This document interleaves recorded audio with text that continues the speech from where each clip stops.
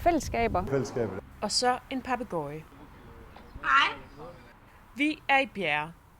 Landsbyen, som ikke er til at komme udenom.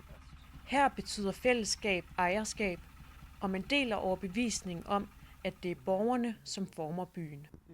Alle hjælper hinanden, og egentlig også vores erhvervsliv er ret gode til at hjælpe med at holde fast i, at vi får noget til at ske i byen. Midt i byen Bjerre står den forfaldne arrest.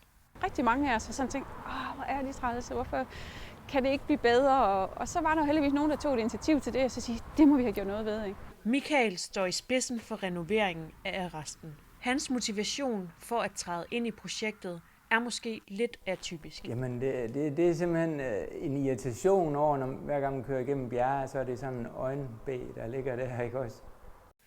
Planen er, at arresten skal blive til et vandrehjem. Det bliver nok først om 10 år, for der er nok at gå i gang med.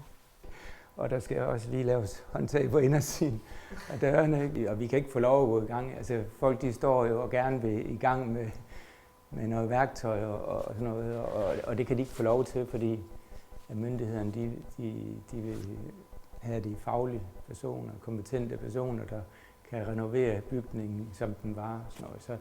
Så det er vi lidt op imod, for viljen er jo ikke alt. Og det ved slagtermester Lars, der har været med til at købe Bjerre Arrest. Hans bidrag er en af grundene til, at det kun tog 3 måneder at samle den 250.000 ind. Det er jo en byfornyelse for at gøre det pænt, fordi vi kan ikke gå ud og se på det der gamle noget, der var længere. Altså, ja. Men er det meget typisk for Bjerre, at når der er noget, der stikker lidt ud, så gør man noget for at gøre det bedre? Så gør man noget for at gøre det bedre, ja. Og det er meget typisk i Bjerre, ja. Det er det. Så forretningerne er med til at også drive Bjerre. Godt nok er Bjerre en lille landsby, men engagementet er stort. Her har de lært, at der ikke sker noget, hvis ikke de gør noget. Så det, at der er nogen, der tager initiativerne, det er den ene del af det, men der skal være nogen til at bakke op om det, og det gør byen. Michael tager os med op på Bjerge Lide, også kendt som Galjebakken.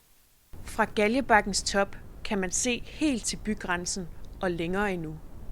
Og selvom det ikke er Michaels jord, rydder han gerne det høje græs, så vi kan få et ordentligt kig over byen. Og netop den handlekraft kendetegner borgerne i Bjerre. Jeg spørger folk, jamen vil I støtte det her? Så er der stor vilje til at gøre noget. De har altså hjertet med i det. Jo.